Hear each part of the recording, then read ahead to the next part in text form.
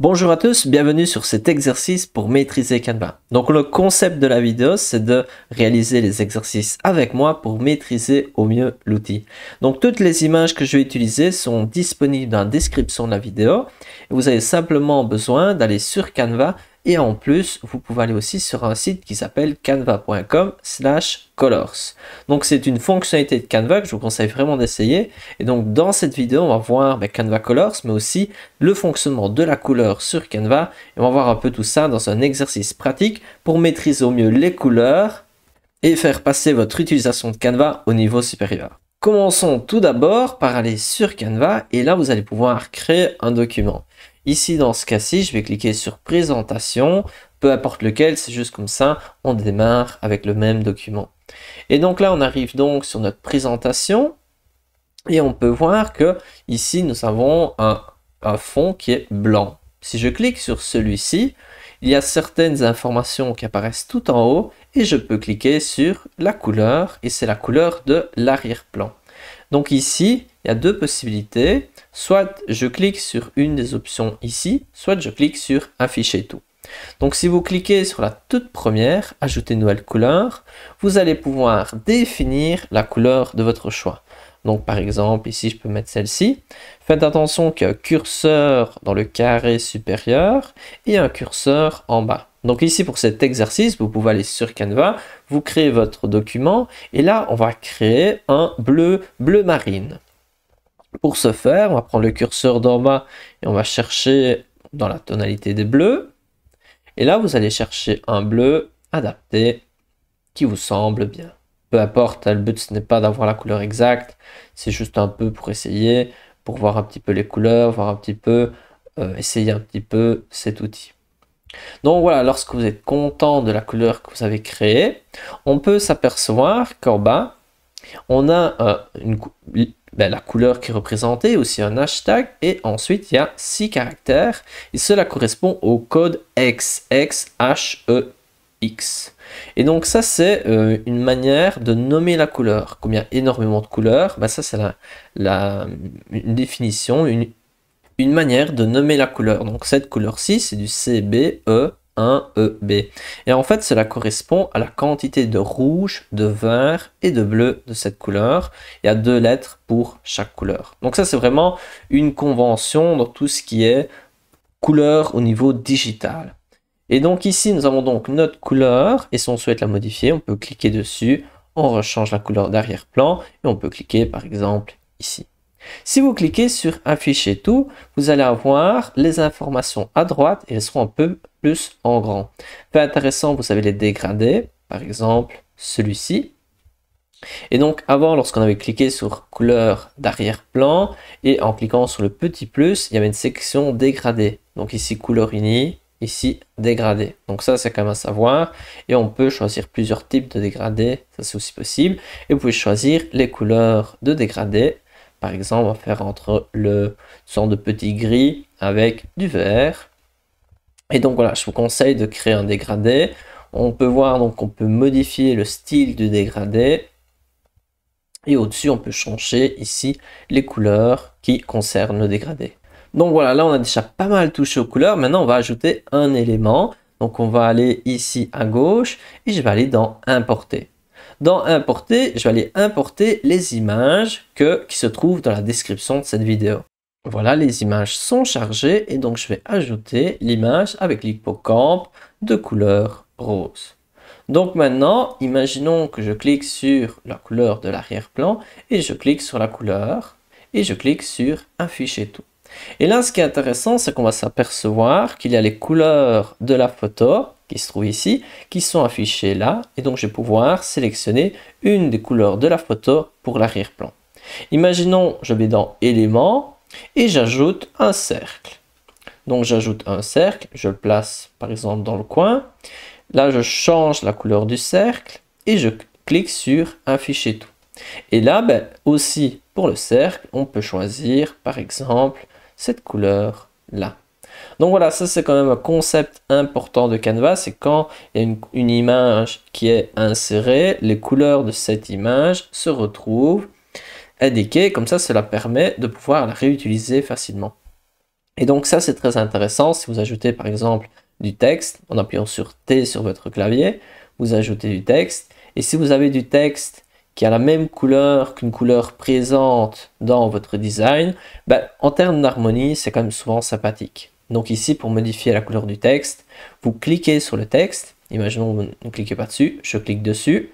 La barre au-dessus apparaît. Et là, je peux modifier la couleur du texte. Et on voit qu'il y a différentes options. Si vous cliquez sur afficher tout, on peut voir qu'il y a ici les couleurs de la photo. Si vous cliquez sur le petit plus, vous pouvez choisir une couleur personnalisée. Donc voilà, comme ça on a vu comment modifier la couleur du texte, on a vu comment ajouter une image, et quand on ajoute une image, il y a 5 couleurs représentées dans l'image qui peuvent être utilisées facilement. Et là on pourrait se poser quelle couleur utiliser dans un design pour que cela donne bien. Là, on a un outil intéressant qui s'appelle Canva Colors. Donc, vous pouvez aller sur les liens dans la description, c'est tout à fait gratuit. Et en fait, c'est 4 outils en un seul qui nous permet de mieux choisir nos couleurs, de mieux les utiliser. Regardons cela ensemble. Donc, il y a 4 outils de gauche à droite. On va commencer par le premier. Vous allez pouvoir créer des palettes de couleurs. Donc, vous pouvez importer une image, par exemple celle-ci. Je vais aller rechercher mon hippocampe, peut-être le second. Je clique sur ouvrir et là, hop, on a créé une palette de couleurs. Fait intéressant, on peut voir qu'à chaque fois, il y a le code. Donc, si on souhaite copier le code, on peut cliquer sur copier et les copier. Et donc là, imaginons, je vais sur mon texte. Je vais là sur la couleur du texte. Je vais personnaliser cette couleur et je vais faire CTRL-V.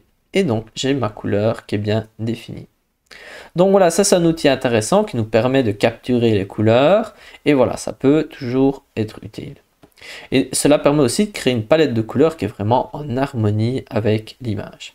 Donc ça c'est la première fonctionnalité de Canva Colors. La seconde, elle permet aussi de créer des palettes de couleurs, mais plutôt vous avez tout un choix de palettes de couleurs, mais vraiment important, et vous pouvez écrire une thématique. Par exemple, je vais écrire un cheval, Enter. Et là, dans ce cas-ci, il n'y a pas de résultat. Alors, je vais écrire peut-être rouge, je ne sais pas. Et là, on va avoir tout un tas de palettes de couleurs. Donc voilà, à vous un peu de chercher. Vous pouvez écrire une couleur, un thème, un mot-clé. Et donc, je vais essayer peut-être un chat. Je vais peut-être l'écrire en anglais. Et donc là, on peut voir qu'on a tout un tas de palettes de couleurs qui peuvent être pertinentes. Voilà, à vous de voir si vous aimez bien. Ce qui est intéressant, c'est que si vous mettez votre curseur, vous pouvez voir le nombre de personnes qui ont mis j'aime à cette combinaison. Donc voilà, à vous un petit peu d'essayer. Ça peut être une idée de choisir une palette de couleurs. On peut voir la combinaison.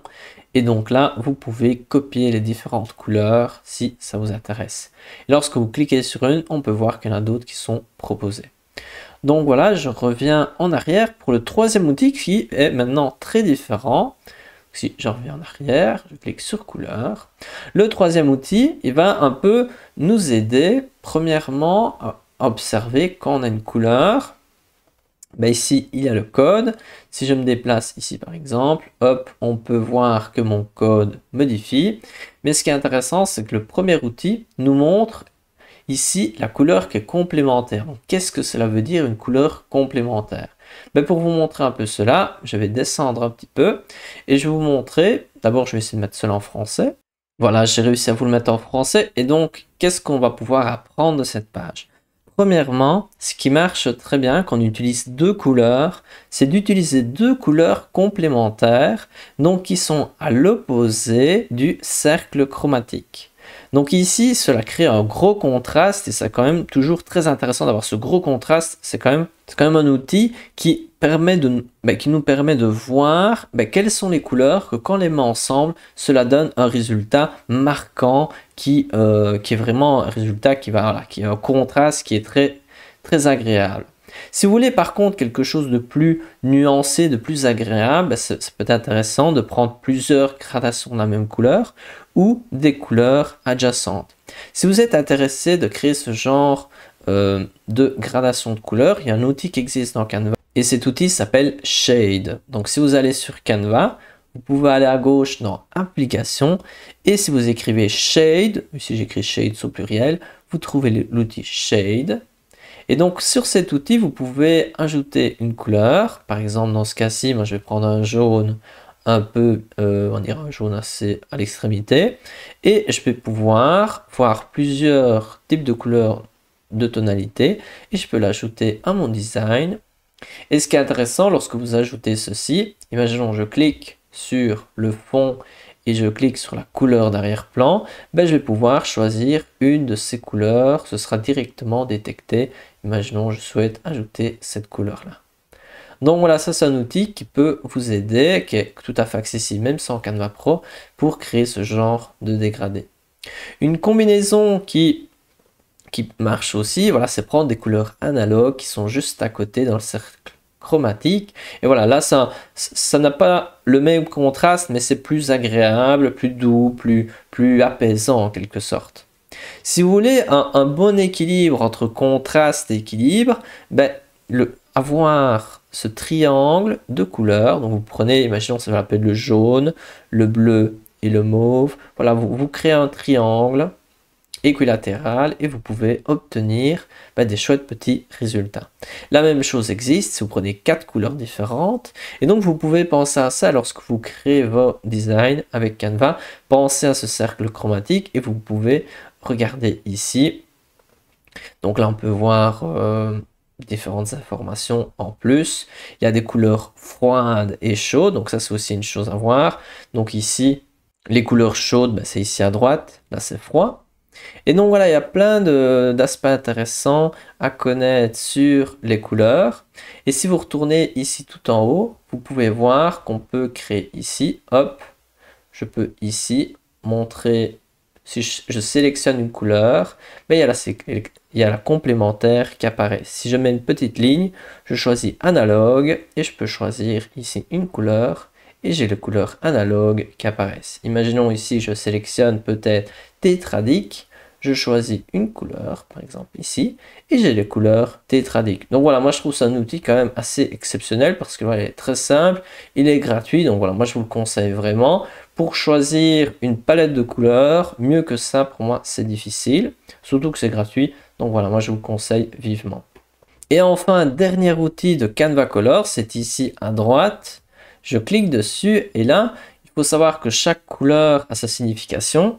Si je prends un exemple un peu simple et qui parfois pose polémique, c'est le fait que le bleu est associé aux garçons alors que le rose aux filles, peut-être le vert associé à l'écologie. Donc voilà, il y a certaines couleurs qui sont associées avec des significations et ça peut être intéressant lorsque l'on conçoit un design de penser à cela.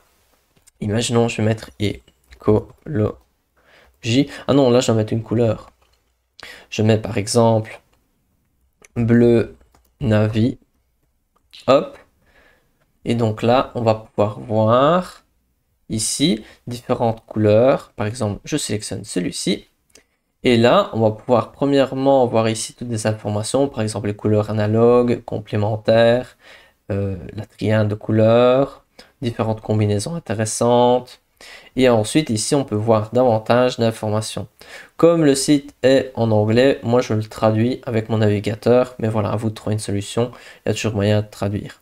Donc voilà, ensuite, revenons un petit peu sur Canva pour maintenant modifier un petit peu les couleurs, mais d'une image. Imaginons, j'ajoute une image. Et pour ajouter cette image, je vais aller dans Importer et je vais rechercher l'image qu'on n'a pas encore utilisée, celle-ci. Donc voilà, je vais agrandir un petit peu cette image comme ça on la verra un petit peu mieux. Et je vais cliquer sur éditer en haut à gauche. Et donc là, lorsque vous allez cliquer sur éditer, vous allez avoir différentes informations en haut à droite. La première, c'est ajuster. Si vous cliquez sur la petite flèche, on va pouvoir premièrement ajuster automatiquement les couleurs de l'image. Et vous pouvez aussi, si je reviens en arrière, lorsque vous cliquez sur ajuster, vous pouvez décider d'ajuster peut-être seulement la partie qui est en premier plan, en arrière-plan. Par exemple, je vais modifier seulement ce qui est en premier plan. Donc ça, c'est un outil qui est quand même très intéressant. Surtout qu'ici, que maintenant que j'ai sélectionné premier plan, bon, je clique à côté, je clique sur éditer, je reviens sur ajuster. Et là, il est intéressant de savoir qu'on peut modifier par exemple seulement ce qui est en premier plan et je peux modifier. Donc si je vais d'abord faire l'arrière-plan. Et là, je pourrais dire la luminosité, je la mets à 0.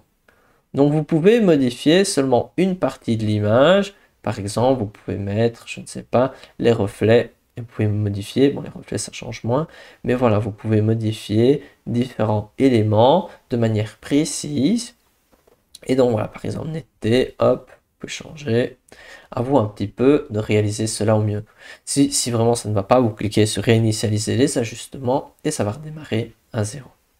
Donc ici, lorsqu'on clique sur l'image, donc il y a bien la section éditer et on a vu la section ajuster. Vous pouvez soit ajuster automatiquement, soit de manière manuelle en modifiant soit l'image entière, le premier plan ou l'arrière-plan.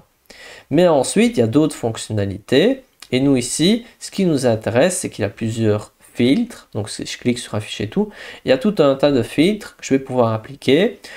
Personnellement, ce n'est pas des filtres que je trouve exceptionnels, à part peut-être ceux qui sont en noir et blanc. Imaginons que vous voulez avoir une image en noir et blanc, je pourrais mettre peut-être classique et j'ai mon image en noir et blanc. Donc ça peut être quand même toujours utile. Ensuite, vous avez aussi d'autres effets que vous allez pouvoir utiliser. À vous de voir s'il y en a un qui vous plaît. Le dernier qu'on va voir ensemble, c'est celui Colorize. Imaginons que vous avez une image en noir et blanc, qui est vraiment de départ en noir et blanc. Vous pouvez la coloriser. Et qu'est-ce que cela veut dire? C'est l'ordinateur, ici Canva, qui va donner, qui va interpréter la tonalité du gris et qui va se dire, ah oui, selon moi, c'est sûrement du vert, et qui va donner des couleurs. C'est un petit peu comme on prend un vieux film en noir et blanc, et ensuite, celui-ci prend des couleurs, grâce à des outils comme par exemple Canva. Et voilà, on a tout vu. Moi, je pense comme ça, on a vu vraiment beaucoup de choses sur les couleurs. J'espère que vous avez apprécié. N'hésitez pas à vous abonner, à réaliser des autres exercices sur d'autres thématiques, sur le texte, sur plein de choses. Je vous laisse la playlist devant vos yeux. N'hésitez pas à voir un petit peu s'il y a des exercices qui sont faits pour vous. Et on se retrouve à une prochaine.